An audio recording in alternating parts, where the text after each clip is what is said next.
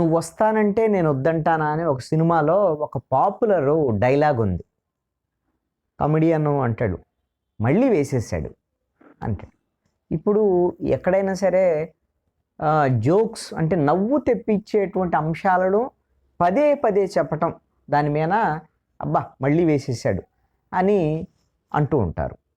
ఇది ఖచ్చితంగా times Now ETG Andhra Pradesh Lok Sabha సీట్లకు సంబంధించినటువంటి ఇచ్చినటువంటి సర్వే విషయంలో ఖచ్చితంగా యాప్ట్ అవుతుంది ఈ డైలాగ్. మొన్నే నెల రోజులు కూడా అయినట్లేదు.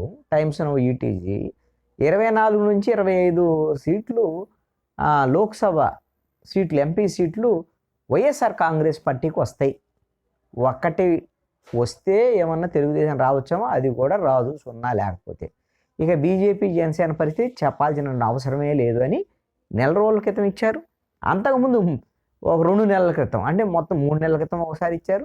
అంతకుముందు ఒక 6 నెలల క్రితం ఒకసారి ఇచ్చారు. ఇప్పుడు నేను బుధవారం రోజున ఈ విధమైనటువంటి సర్వేని టైమ్స్ను ప్రచురించింది. దీంట్లో సారాంశం ఏంటంటే సింపుల్, ఏమీ లేదు. ఆంధ్రప్రదేశ్లో లోక్సభ స్థానాల్లో 25కి 25 స్థానాలు వైఎస్ఆర్ కాంగ్రెస్ పార్టీకి వస్తాయి. ఇదే సారాంశం, ఆ సర్వే సారాంశం. ఎందుకు ఈ సర్వేలు ఈ విధంగా పదే పదే ఈ తరహా సర్వేలని అసలు ఏ సందర్భాల్లో రిలీజ్ చేస్తున్నారు? ఇది చాలా కీలకమైనటువంటి అంశం. దీన్ని బట్టే మనం అర్థం చేసుకోవచ్చు ఆ సర్వే యొక్క విశ్వసనీయత ఎంత అనేటువంటి దాని మీద. ఇప్పుడు ఎందుకు వచ్చింది ఈ సర్వే? ఇప్పుడు తెలుగుదేశము జనసేన ఇద్దరూ కలిసి పొత్తులోకి వెళ్ళబోతున్నారు. దాని మీద కీలకమైనటువంటి ఎన్నికలకు సంబంధించినటువంటి ప్రక్రియని సమరశంఖం పూరించబోతున్నారు. బహుశా 20వ తేదీన విశాఖపట్నం యువగాళ్ళ ముగింపు సభ అనుకుంటా. దాంట్లో చంద్రబాబు నాయుడు, పవన్ కళ్యాణ్, అదేవిధంగా లోకేష్ వీళ్ళందరూ పాల్గొంటున్నారు. వాళ్ళ విధానపరమైనటువంటి ఎన్నికల ప్రకటనలు అన్నీ కూడా చేయబోతున్నారు.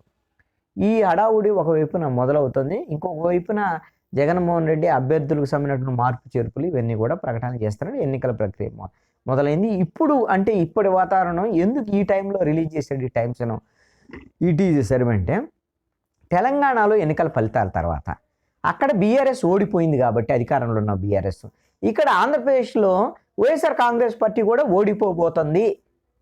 ఆడ ఎన్ని సంక్షేమ పథకాలు అమలు చేసినా, ఎన్ని హామీలు ఇచ్చినా, ఆ డబ్బులు ఎన్ని ఖర్చు చేసినా ఉపయోగం లేదు. అక్కడ బీఆర్ఎస్ ఓటమి ఖాయంగా జనం తేల్చేశారు. ఇవి ఆంధ్రప్రదేశ్లో కూడా ఏం చేసినా జగన్మోహన్ రెడ్డి ఓడిపోతాడు అనేటువంటి వాతావరణం తెలంగాణ ఎన్నికల తర్వాత వచ్చింది.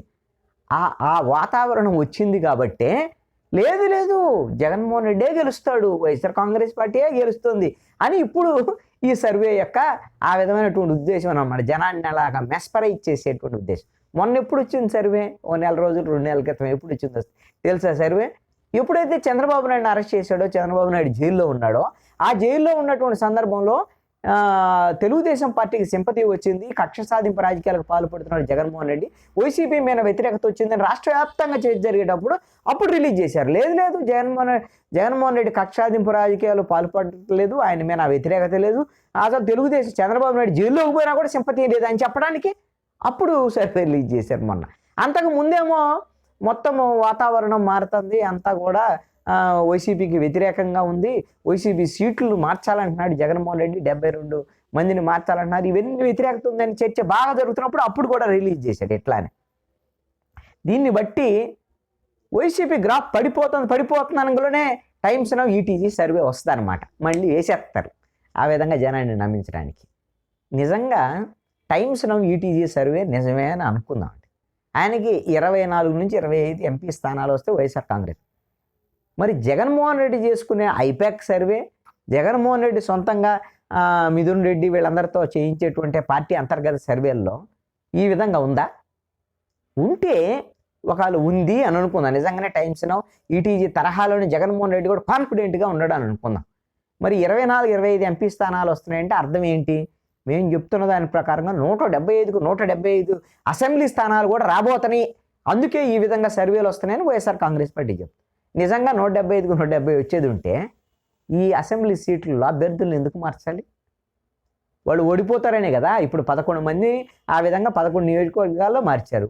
ఇంకా మారుస్తామని సజ్జల రామకృష్ణారెడ్డి, బొత్స సత్యనారాయణ చెప్పారు. వాళ్ళు చెప్తున్న ప్రకారంగానే సుమారుగా 40 నుంచి 50 స్థానాలు మారుస్తారని. ఇంతకుముందు జగన్మోహన్ రెడ్డి ఒక ఏడాది క్రితమే చెప్పాడని సజ్జల రామకృష్ణారెడ్డి అంటున్నాడు. ఇప్పుడు నిర్ణయం తీసుకున్నది కదన్నా. ఏడాది క్రితం జగన్మోహన్ రెడ్డి సమీక్ష సమావేశంలో చెప్పినటువంటి సంఖ్య ఎంత? 72 మంది గ్రాఫ్ పడిపోయింది ఎమ్మెల్యేలతో. అని 151 మందిలో 150 మంది ఆయన కాకుండా 70 మందిని 72 మంది పడిపోయిందంటే 80 మంది మిగిలారు అంటే అసలు ప్రభుత్వమే రాదు.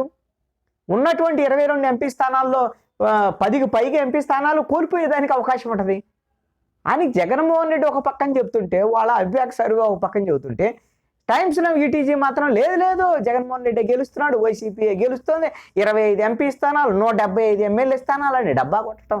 ఇదంతా ఏంటిది? ఇది నమ్ముతారా జనం? రేపు ఎంపీ విషయాల్లో కూడా 22 మంది వాళ్ళ ఎంపీలు ఎవరైతే ఉన్నారో మొత్తం 25 దానికి సంబంధించి 22 మంది అంటే రఘురామకృష్ణరాజు వాళ్ళతో లేడు కాబట్టి 21 మంది. వాటిల్లో 21 మందిలో 12 మందిని మార్చాలని నిర్ణయించుకున్నారు జగన్మోహన్ రెడ్డి. కొత్త వాళ్ళని పెడుతున్నారు. మిగతా వాళ్ళను కూడా ముఖాలను మార్చేటువంటి పరిస్థితి ఉంది. ఎక్కువ కొత్త ముఖాలతో ఎంపీ స్థానాల్లో రేపొద్దున రాబోతున్నారు. అంటే ఎందుకు? ఉన్నటువంటి ఎంపీలు 25కి 25 గెలిచేది ఉంటే ఈ 21 మందిని పాత వాళ్ళని పెట్టుకొని కొత్త వాళ్ళని ఒక 4గురిని మళ్ళీ అలాగో ఆ ఓడిపోయిన స్థానాల్లో పెట్టుకొని పోటీ చేయొచ్చు కదా. మరి వాళ్ళే గెలుస్తున్నారని ఆల్రెడీ రిపోర్ట్ ఉంటే ఎందుకు మార్చాలి? దీన్ని బట్టి అర్థం ఏమిటి అని అంటే జనాన్ని మాయ చేయాలని, మెస్పరైజ్ చేయాలని చేస్తున్న ప్రయత్నాలు టైమ్స్ నౌ ఈటీజీ. ఎందుకు ఈ టైమ్స్ నౌ ఈటీజీ ఇలాగ సర్వేలు ఇస్తుంది జగన్మోహన్ రెడ్డిని జాకీలేసి లేపేటువంటి విధంగా వైఎస్ఆర్ కాంగ్రెస్ పార్టీని అంటే ఈ ప్రభుత్వం రాష్ట్ర ప్రభుత్వం యొక్క ఇమేజ్ని డెవలప్ చేసుకోవటం కోసం ఒక్కొక్క సంవత్సరానికి 7 కోట్ల రూపాయల చొప్పున టైమ్స్ నౌ ఈటీజీ సంస్థతో ఆంధ్రప్రదేశ్ ప్రభుత్వం ఒప్పందం చేసుకొని ఆ సంస్థలకు డబ్బులు ఇస్తుంది. అంటే ఇమేజ్ని బిల్డప్ చేయటం అనమాట. అంటే ప్రభుత్వ ఇమేజ్ లేదా వైఎస్ఆర్ కాంగ్రెస్ పార్టీ ఇమేజా? వైఎస్ఆర్ కాంగ్రెస్ పార్టీ ఓడిపోతుందని జనంలో వచ్చినప్పుడల్లా ఈ విధంగా సర్వేలు ఇచ్చి ఆ విధంగా ఇమేజ్ని బిల్డప్ చేయటమా? దాంట్లో భాగమేనా ఇది కూడా? ఈ విధమైనటువంటి ఒప్పందము అనేటువంటి విమర్శలు, ఇది నా విమర్శ ఏం కాదు, ఇది తెలుగుదేశం పార్టీ వాళ్ళు, ప్రతిపక్ష పార్టీ జనసేన వీళ్ళందరూ బీజేపీతో సహా అందరూ విమర్శలు చేస్తున్నారు. మరి ఇలాంటి సర్వేలని ప్రజలు నమ్ముతారు అని వాళ్ళకి అనుకుంటే ఖచ్చితంగా పప్పులో కాలేసినట్టే.